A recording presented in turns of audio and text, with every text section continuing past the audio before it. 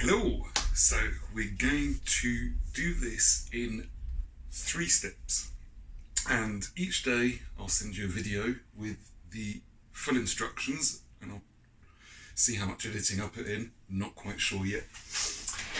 Anyway, day 1, you basically want to take your sourdough starter and activate it, and basically it's been chilling in the fridge. All of the kind of organisms and bacteria and yeasts have mostly gone to sleep, but it doesn't take much to revive them. So, gotta find it. Problem is I've got so many things that look like sourdough starter, different breads and things. So this, I've got quite a lot here because I was prepping to do some pizza dough with it. But what I'm going to do to sort of simulate what you've got is just put 50 grams of my sourdough starter out of the fridge into a container. And this is something that you're going to be leaving out. So I'm going to use this bowl. To be honest, actually use any bit of Tupperware you've got. I'm going to do it in this. So I've got my scales. And knock them out, and I'm basically going to put 50 grams of this, and this is approximate at the end of the day. You can go over, you can go under. I'm going to put approximately 50 grams, whatever ends up going in there. It's actually going to be a bit more because I'm going to use this spoon. So I'm going to zero it out with a spoon in there. Next, now I've heard that you need to use filtered water for this. I'm not sure that you do, but anyway, I'm going to measure out 100 grams of water. Oh, wow.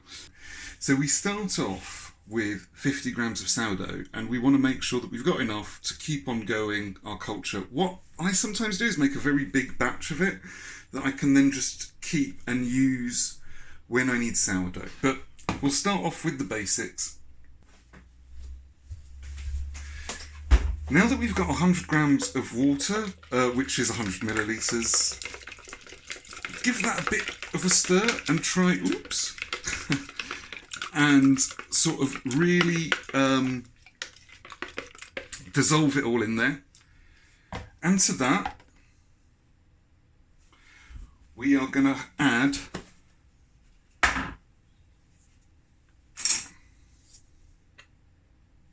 100 grams of flour, and now we just mix that in. Use a spoon.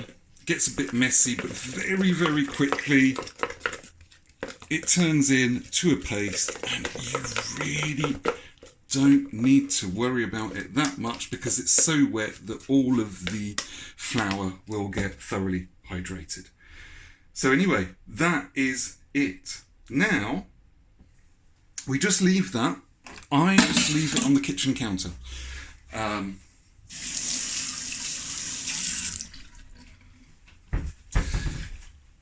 Leaving it on the kitchen counter works sufficiently well, and now we have 250 grams of sourdough starter that is ready to use tomorrow. Just going to put a little bit of a cover on it. You don't even need to. Tea towel on top. Stop bugs and things getting in there. Also stop a crust from forming on the top of the sourdough. And that's it. So, that's our sourdough starter. Depending on how much sourdough you need, you can just use that same recipe. Put a blob of your sourdough in with, however, if you need 200 grams of sourdough starter, you add 100 grams of flour, 100 grams of water, and you'll end up with 250 grams. You use your 200 grams tomorrow to make your loaf, and you're left with 50 grams that you can just bung back in the fridge. Alternatively, you can make a big bulk of this. So this is probably still around 200 grams. With the weight of the thing. So it's about 200 grams because I just have it in there, and then you don't have to go through this step every time.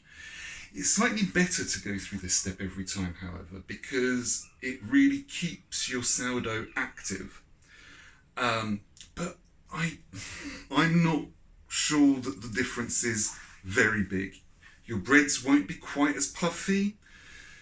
They will be a tiny bit denser, but really there's not a big difference. So actually, just doing this is fine. Just make sure that it's nice and bubbly when you're starting off with it, and you can't go wrong. And I'll see you tomorrow.